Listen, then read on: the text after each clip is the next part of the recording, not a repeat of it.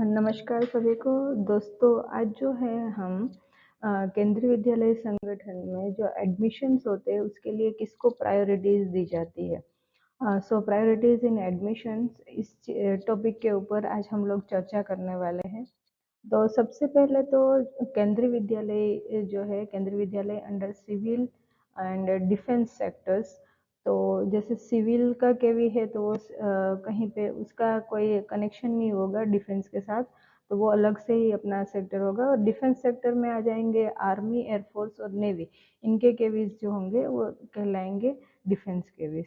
तो इसमें जो क्राइटेरिया दिया जाएगा, आइदर इट इज सिविल और defence, the children of transferable and non-transferable central government employee and children of ex-servicemen। तो इसमें जो डिफेंस के जो पर्सनल्स होंगे, सेंट्रल गवर्नमेंट एम्प्लॉयज़ होंगे, उन सभी के जो बच्चे होंगे उनको फर्स्ट प्रायोरिटी दी जाएगी। या तो कोई अगर बच्चा है एक्स सर्विसमैन का तो उसको भी फर्स्ट प्रायोरिटी दी जाएगी। और इसमें और एक चीज़ इंक्लूड हो रही है कि कोई फॉरेन नेशनल ऑफिशियल्स जो invitation by government of India पे आया हुआ है, अगर हमने गवर्नमेंट ऑफ इंडिया ने उनको इनवाइट किया है और फॉरेनर है कोई और ऑफिशियली यहाँ पे आया हुआ है, तो उनके बच्चों को भी फर्स्ट प्रायोरिटी दी जाएगी। नाउ नेक्स्ट जो हमारा है वो है children of transferable and non transferable employ of autonomous bodies, public sectors, undertaking, institution of higher learning of the government of India. इसमें अगर हम एग्जांपल ले सकते हैं, फॉर एग्जांपल जैसे बैंक का, जैसे मान लीजिए कि सेंट्रल बैंक ऑफ इंडिया है, तो उनके जो एम्प्लॉयज़ होंगे उनके बच्चे इस कैटेगरी में आएंगे। मतलब कि वो ऑटोनोमस बॉडी तो है, लेकिन वो उसको गवर्न कौन कर रहा है, गवर्नमेंट ऑफ इंडिया की तरफ से वो चल रहा है। तो उनके जो बच्चे होंगे उनको सेकंड प्रायोरिटी दी जाएगी आफ्टर कैटेगरी 1। तो उनके बच्चों के एडमिशन्स कैटेगरी 2 में होंगे। नेक्स्ट जो हमारा है कैटेगरी 3, इसमें transferable and non transferable state government employees. कोई भी जो भी पर्टिकुलर केवी है जिस स्टेट के अंदर वो है, वहाँ के जो एम्प्लॉयज़ होंगे गवर्नमेंट एम्प्लॉयज़, उनको जो कैटेगरी 3 के अंदर प्रायोरिटी मिलेगी। फर्स्ट जो एडमिशन कैटेगरी 1 और कैटेगरी 2 के हो जाएंगे, उसके बाद मान लीजिए अगर वैकेंसीज है तो कैटेगरी 3 के जो बच्चे हैं उनको एडमिशन्स दिए जाएंगे। इसमें ट्रांसफरेबल या non transferable state government employees हो सकते हैं। अभी नेक्स्ट जो हमारी कैटेगरी 4 है, उसमें सेम ऑटोनोमस बॉडी, उसमें गवर्नमेंट ऑफ इंडिया का था और इसमें स्टेट गवर्नमेंट की तरफ से। इसमें मान लीजिए स्टेट गवर्नमेंट अगर कोई बैंक उनके अंडर में आ रहा है, जैसे मान लीजिए फॉर एग्जांपल एक ले रही हूँ, सौराष्ट्र ग्रामीण बैंक अगर मैंने लिया, जो छोटा सा बैंक है और वो चलता है गवर्नमेंट ऑफ गुजरात की तरफ से, तो उनके जो बच्चे हैं वो कैटेगरी 4 में आएंगे। मतलब इन तीनों के एडमिशन होने के बाद अगर वैकेंसी बच रही है तब इन बच्चों के एडमिशन होंगे। नेक्स्ट, अगर इन सभी को छोड़ने के बाद ये सब गवर्नमेंट एम्प्लॉयज़ जो है, चाहे ट्रांसफरेबल है जॉब उनकी, नॉन ट्रांसफरेबल है, उन सभी के बच्चों के जो एडमिशन होंगे, उसके बाद अगर कोई वैकेंसी बच रही है, चाहे फिर वो कोई भी हो, कोई बिजनेसमैन हो, कुछ अपना प्राइवेट कोई जॉब कर रहा है, किसी कंपनी में है, या फिर शॉपकीपर ही मान लीजिए, ऑटो ड्राइवर हो गए, अगर इनमें से कोई भी है तो वो सब आएंगे कैटेगरी 5 में और उनके एडमिशन होंगे कैटेगरी 5 के थ्रू।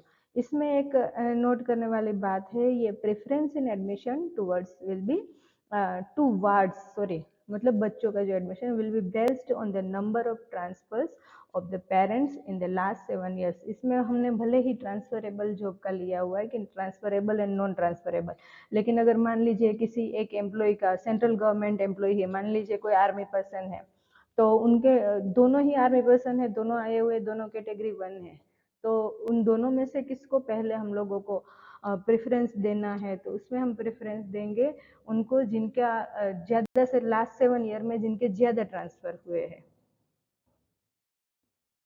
तो ये तो हमारी बात हुई उन केंद्रीय विद्यालय की जो सिविल सेक्टर में है या तो फिर डिफेंस सेक्टर्स में है।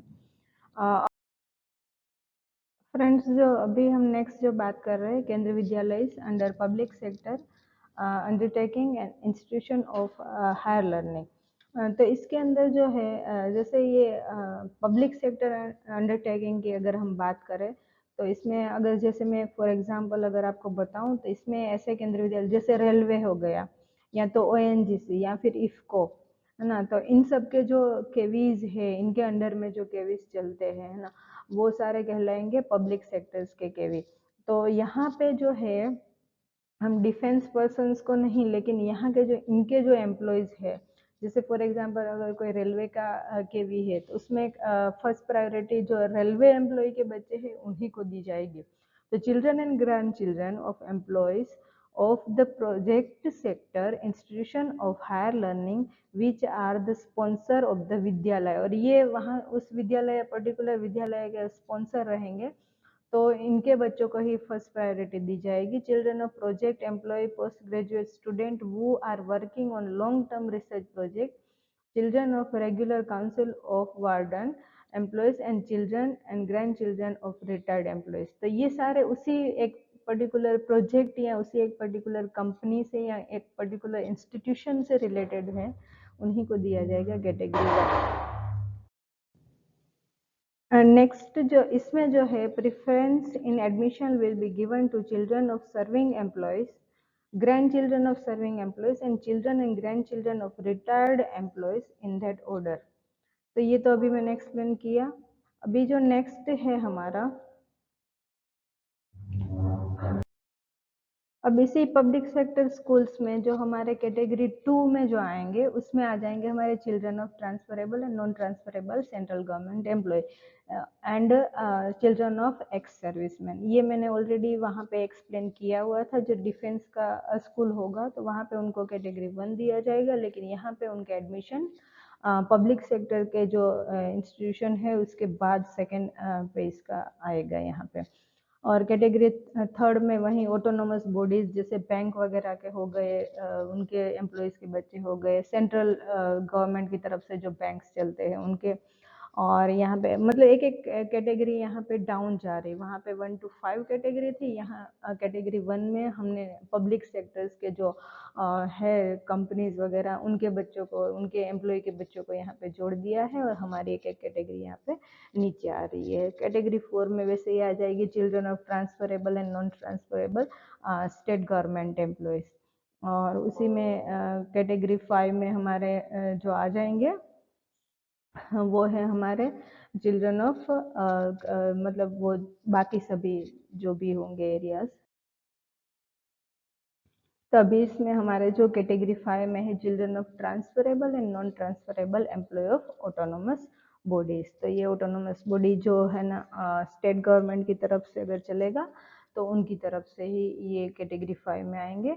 और यहाँ पे और एक कैटेगरी ऐड हुई है, दैट इज कैटेगरी 6। तो children from any other category include the children of foreign nationals who are located in India due to their work और फॉर एनी पर्सनल रीजंस। मान लीजिए फॉरेन से भी कोई आए हुए हैं, लेकिन that didn't come by the invitation of government of India. Government of India ने उनको नहीं बुलाया है, लेकिन वो अपने पर्सनल रीजन से या अपने पर्सनल किसी व्यक्तिगत कोई कारण की वजह से वो यहाँ सेटल हुए हैं, या तो फिर हमारे जो यहाँ के बच्चे हैं, चाहे वो बिजनेस पर्सन के हैं, प्राइवेट जॉब वाले हैं, या तो सिंपली शॉपकीपर है, या ऑटो ड्राइवर है जैसा कि मैंने पहले बताया, या कुछ भी मतलब जिनका कुछ भी प्राइवेट अपने आप वो कर रहे हैं प्राइवेट सेक्टर के, उन सभी के बच्चे आएंगे कैटेगरी 6 में।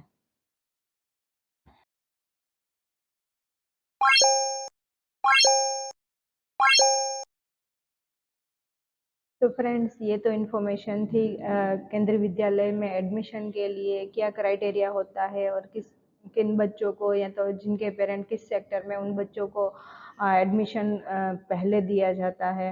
तो अगर आपको केंद्रीय विद्यालय से रिलेटेड या इसी टॉपिक से रिलेटेड कोई भी इन्फॉर्मेशन चाहिए तो प्लीज़ प्लीज़ प्लीज़ नीचे कमेंट बॉक्स में अपना कमेंट डालिएगा, ताकि मैं उससे रिलेटेड वीडियो बना सकूं। और प्लीज़ मेरे चैनल को सब्सक्राइब कीजिए अगर आपको ये वीडियो पसंद आया हो तो। और thank you so very much, आपका बहुत बहुत धन्यवाद ये वीडियो देखने के लिए। Bye bye.